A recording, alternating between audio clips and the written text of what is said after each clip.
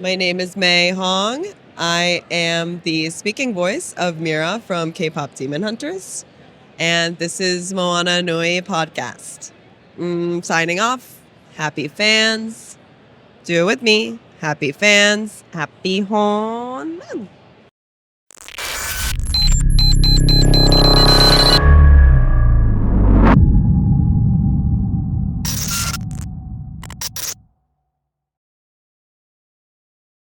So this is what? How many years they all been coming to Toylanta? This is our actually first year.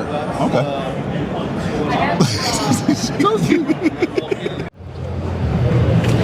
Welcome back to another episode of the Moana Nui podcast. We are your co-hosts. Actually, I'm Joy Stevens. I am James.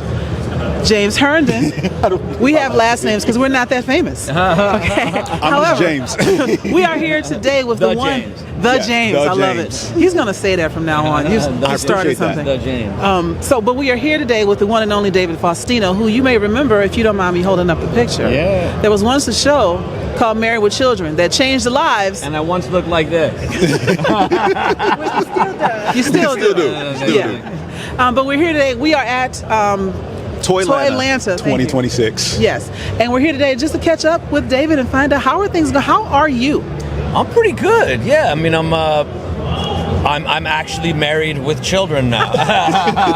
Nice. Prophecy. Yeah. I tell everybody, like when I was doing the show as a kid and then as a young man, like the show has always been funny to me. It always made me laugh. I cracked up, right? But it wasn't until I was actually married with children that I'll see some of the episodes. I'll be like, oh, that's why that was funny. Mm-hmm. It brings a whole new light to, I'll sometimes call my wife Peg. It really pisses her off. She doesn't like that at all when she's being lazy or something. Awesome. Yeah. Hilarious. Yeah, so I got 2 young kids, and I'm here for because Dave Vonner, my man Dave Vonner, we've been working on some stuff for a while now, and he had the great idea to do an official, Grandmaster B figure. Tell us about the history of Grandmaster B and how that came about. Well, I started getting into hip hop really early at an early age with like underground LA hip hop, like Mixmaster Spade and all those guys, and I just fell in love with the music, and like that I just did a 180 from like my music preferences at the time and just fell in love with hip hop. And then so I started going into the culture and doing hip hop clubs and DJing and all that stuff. And then when they asked me about like doing my bedroom, the first time they showed the Bud Bundy bedroom, mm-hmm. They were like, "Oh, what do you want on the wall?" And I was like, "I want an Illmatic poster." And that's when Nas, that album was just like, it hadn't even really dropped yet, but I knew about it just from being in the scene. Right. And so people were just tripping on that. Nas himself, he wrote in the LA Weekly, they were like, "Well, we saw our picture on Bud Bundy's wall, we knew we were about to blow." Nice. So it was cool. So then the writers had this special knack of like being able to take certain things or insecurities or whatever it was about each of the cast members and sort of putting them in there. So it was a way to kind of poke fun at me, but also they knew I loved hip hop, so they incorporated it, and people loved it. Okay. Yeah. Did you think the Grandmaster B thing would have taken off the way it did with the fans of the show? Because we know your love of music, and it came through the character, but it was supposed to be like a gimmick or a joke for the show to show up Bud's immaturity and growth, trying to be cool and hip. Yeah. But did you think it would like take off the way it has? No, well, I think there's two, like you just said, like actual hip hop heads, the community, it was like a head nod to them, right? And then the people who don't get it were just like, oh, that's funny. They're poking fun. So I think it worked on both sides. Mm-hmm. Yeah. It's like the exact opposite of like Malibu's Most Wanted. You know what I mean? Like not that respected. Yeah. And if I'm not mistaken, the hip hop clubs you mentioned was some of the first to come about, right? Yeah, so I started at the time like in LA when Unity was happening, Water the Bush, and so one of my best friends is Nick Adler, who's Lou Adler, the legendary music producer's son, who owns basically the Sunset Strip, and it's a good friend to have, and so with his ability to lock down nightclubs on the Sunset Strip, which at the time literally was all hair bands. There was no hip hop on the Sunset Strip at all. And so we talked his dad into letting us take over the Whiskey A Go-Go, which of course spawned artists like The Doors and others. And we decided to throw this hip hop night, and we didn't have any idea what we were like, what we were opening ourselves up to. And there was a line from the Whiskey all the way down the Sunset Strip to the Roxy, which is like 4 or 5 blocks, and it went on and on. And it was just this smash hit, and it was this weird mixture of like, because the Whiskey has an all ages, because it has a restaurant license, so it could be all ages, right, even though it's really a nightclub. So you could have like 14-year-olds in there and like 25-year-olds, and it sounds weird, but at the time somehow it was like this time, this special time where it just worked. You had people from the hood coming up, you had Beverly Hills kids, and I don't know, there was a magic in that space. And we spent, because we weren't trying to make money, we were just trying to have a good time. He's, his dad, I mean, he's got more money than I'll ever imagine having, but so we just wanted to have a good time. So we spent, and his dad's a businessman, so he saw us like, we bring in our own speakers, we had army tarps and graffiti artists come in, and like you wouldn't even recognize the Whiskey if you walked in there. It was like it was like a bubble. It was wild. His dad was like, "Why are you guys spending so much money?" Like, he's a businessman, right? Like, because we want to have fun. That's it. Absolutely. Yeah. And that's one of the good things about music, just bringing people together and having a good time. That's it. Transition just slightly to some of your other projects that you've done, and this blew my mind because I was today years old when I realized you were the voice of Mako. Yes. In Legend of Korra. Look, I love the series. Mako is probably one of the well-written, flawed characters that I've ever seen, because he's in his own way in both his relationship with Korra and Asami. So first, before we get to that, he's a true player for real. Or how not to be a player, because he ruined both of those relationships. Man. And I'm like, how did you fumble 2 baddies? Oh, man. I know, right? You know what's crazy about that is the fandom was so like angry, all the girls and everything, and like I would catch like heat a little bit, and I'm like, oh, I'm just the actor, man. I'm just a hired gun here. How could you do that? Yeah, it was wild.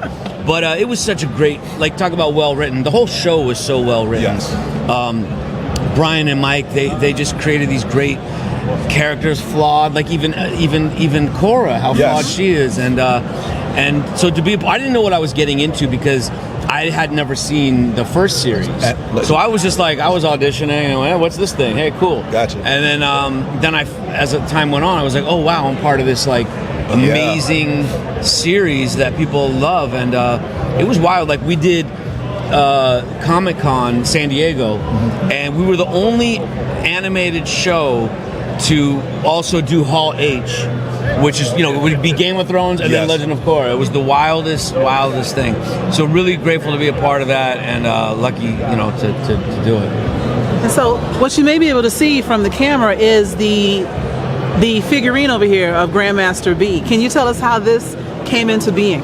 Yeah, I mean, it's one of those things where Dave Vonner, the incomparable, legendary Dave Vonner, we were working on something for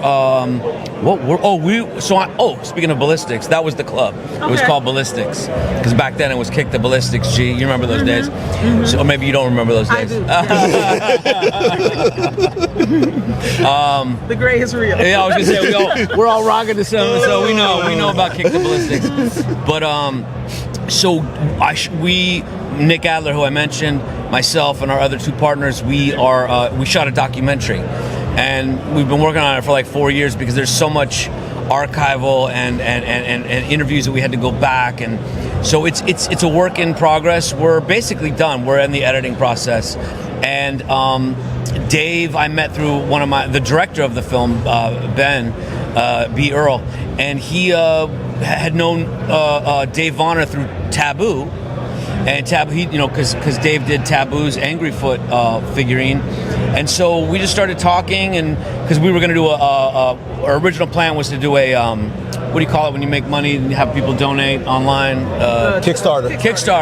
We were going to do that, but we went a different route. But so in meeting Dave, we hooked up, and then he's like, "Yo, what about a Grandmaster B doll?" I was like, oh man, if you build it, they will come. And so here we are. It's the first time I've seen it in person is right now. It's actually the first time I met Dave. Dave and I have been doing Zooms for like 3 years. Wow. Awesome. And had never met. So it was, So it was very cool. It's cool to see it. And I think, it's like you pre-order them now. It's gonna be and I believe we're going to do a Kickstarter for that. Okay. Of some kind, yeah. Dave's like the Kickstarter master, so we'll see how it goes. So I know there's always things that you can and cannot talk about, but of the things that are permissible, what else you got going on? What's coming up for you? Well, we're talking about Grandmaster B. So I started DJing several years ago, and I was like, what's going to be my DJ name? Everyone was like, you got to use Grandmaster B. Like, why not? So I was like, at first I was like, no, it's kind of corny, and then I just ran with it. And so every name is corny. It's fine. Yeah. So I use that as my sort of moniker. I kind of poke fun at it. Like my intro to all my sets, I have this series of like the family like messing up the name of Grandmaster B. They're like grandfather B, grandmother, grandpa, gas passer. So I use that until it gets to me yelling, I'm Grandmaster B, and I echo that out. So I use that, and so that's like my side hustle. That's something I love to do. That I also make money at here and there, but I love doing it. Like I DJ all my daughter's little school parties and stuff. Awesome. Actually, the comedian Donnell Rollins, his kid goes to my son and my daughter are in the same class. They're good friends. So we're doing a big comedy night for a fundraiser for the school, and he's having me DJ that. So that's my side hustle. And then what else do I do? I have I'm also on the Netflix How to Train Your Dragon series. Oh yeah. I do the voice of Dagur, which is a great character. And one of the things I'll say about both of these is to be able to sit at night and turn on Netflix and be able to watch like How to Train Your Dragon or Legend of Korra with my 2 kids is the greatest gift like I've ever got. Like, because they don't care about Married with Children. You know, it's not their thing. My daughter is offended by it. And so we watch that, and it's just so cool. My son's only 4, so like I still have to explain, like, no, that's my voice. Like he trips him out. So that's a really cool thing. And then I just finished a movie, a mockumentary that we shot in Florida. It's actually pretty funny. It's called The Chicken Head Slayer, about a group of documentary filmmakers who go down to do a piece on this legend that happened in the 60s where this like half man, half chicken chopped up this town, hacked a bunch of people to death. And so we go to like debunk it. I'm the producer. I don't believe in any of it. And of course, it's real. It ensues, and but it's a comedy. It's like basically slapstick. Sounds. I'm gonna see it. It's kind of funny. I think we got some funny, and we did it in a cool way. The way the director Korra Nemec, who's a friend of mine, I don't know if you remember Parker Lewis Can't Lose. Yes. Yeah. So he was Parker, and he's one of my good friends, and he directed it. And so we did it in a way kind of Blair Witch-esque, where we used security cam footage, and we had like 5 or 6 cameras going at a time. So I pity the editor of this film. Well, the good thing is, since you're chopping it together, you can edit it kind of however you want. Exactly. Yeah. So it was cool. And what else? Just keep working and grinding, and I'm actually starting this cool thing too that we decided. I'm starting a fan club for Married with Children fans, because like we just started doing the reunions, our first like cast reunions that we've ever done as a cast together, like on stage. We do Q&A, we story tell. The audience does, they get to come up and ask questions and hang out. So we did our first one in LA, which I produced with my partner. I had to put it all together, and to get all 4 of us together was no easy task. They loved it so much, so we're doing our next one May 9th in Los Angeles as well, and then we're going to be doing a series of them like throughout the country. All the conventions and whatnot. The conventions, but not. Well, Ed O'Neill played my dad. Right. He won't do like autographs. It's just not his thing. But I knew like, how can I get him involved? I know he loves to tell stories. So I was like, bro, what if you like just go on stage? You don't have to sign autographs. All you have to do is hang out and talk. He's like, I'm in. Cool. So he loved it. He had a good time. So we're doing that. And that was a segue into something else, which I've forgotten about. We're talking about conventions and things that y'all might go to. But you're not doing conventions. Y'all doing standalone events. Exactly. The only ones who do conventions right now are myself and Katie Segal. She loves them. She got into it. She's like, oh my God, this is great. So she does a lot of them, and we're still very close. That's like one of the cool things about. Because a lot of times, like you'll go and do a project. You think you're going to be friends forever, and especially on a movie because you're only together for a couple of months. But you become very close with these people. But we've stayed like family forever. That's awesome. I love that. Yeah, Ed's one of my really one of my closest friends. So it's cool. I will say when Married Children was on air, I was either about to go to college or in college. When they spent all your college money, I've still never forgiven them for spending all your money. I was like, how could you? It's so wrong, right? It was so wrong. I was like, how do you not know where this came from? You're ruining your child's future. I felt it in my soul. So wrong. I mean, because I had to put together reels for the warm-up reel for the shows, and I had to go back and watch a bunch of episodes. I mean, it is just, some of it's vicious. Yes, it is. Just vicious. Every good thing that could have gotten you out the house. Yeah. Pulled you back in, like, because you were actively trying. Your character was actually trying to leave and like establish himself on his own. It's like, all right, good for Bud. He's finally going to. Nope. It's almost like the Godfather 3 line. You know, just when I get out, they pull me back in. You know, it's like, it's poor Bud. Yeah. But I mean, especially coming from the climate that we're in now and how everything's like, you know, more PC, and you go back and you watch, you're like, whoa, how did we get away with that? Yeah. Well, I mean, your show was like the flagship show for a new network, basically. So it's kind of like, I guess the guys behind the scenes, because they often say that they were flying fast and loose with the rules or whatever. So you look back on it now and it's like, wait, we got away with that. Was there anything at the time? Like you look, because again, you're older now to look back at it and you have a different perspective. But even as a young adult, what are things that was like, wait, we can do this? Right. I mean, there was a lot, man. There was a lot. I mean, Fox, like when they signed Ron Levitt and Michael Moy, the creators of the show, two brilliant, genius, hilarious guys, they basically said, because they wanted to get them and they didn't have the money that normally a lot of networks have, and they're like, okay, how about you, like, you can do whatever you want. Like, we will only censor you if it's like a hard F word or something, and you can basically do. They were like, all right, we're in, you know. Wow. Yeah. That's awesome. Yeah. So one last question, because you mentioned your kids and your daughter being the oldest. Is she ever embarrassed by you DJing or something that you may do at a dance party or something like that? Not that she tells me. Okay. The only thing that she gets like humiliated, and I always tease her on the way to school, she doesn't want me to sing or rap, even to like anything that's on the radio in the car when her friends are there. Like when we're alone, totally fine. So now I'll, like, you know, because she listens to like a bunch of like K-pop, Demon Slayer, and I'll not Demon Slayer. What are they? Demon K-pop? Hunters. Demon Hunters. Yeah, she likes Demon Slayer too. That show is woo. Oh yeah. Talk about, you know, I've been wanting to show her the movie Goodfellas. This is my favorite movie of all time, and I've been, you know, she's not old enough. She's not old. Right. And then I'm watching Demon Slayer with her, and I'm going, wait, what? What do you mean? What's exactly? I mean, this is vicious. Yes. But so on the way there, I'll be like, okay, which song? I'm gonna sing this song right when I drop you off, real loud. The guy, she freaks out, so she doesn't like that. But she likes the DJing thing. Okay. Yeah. Very cool. So where can those who don't know where can they follow you on social media? Just at David Faustino on Instagram. I'm not that active on X. I don't know. I just Instagram all the time. Okay. Yeah. That's perfect. Thank you. It has been the highlight of my day to interview you. It was a pleasure to meet you. Thank you. And Nice we to wish meet you you. the best, everything that you're doing. Thank you so Absolutely. much. Yeah. Check out that Grandmaster B doll now. Absolutely. All right. Thanks a lot, man. Appreciate it. Thank you. Great to meet you. Yeah, you too.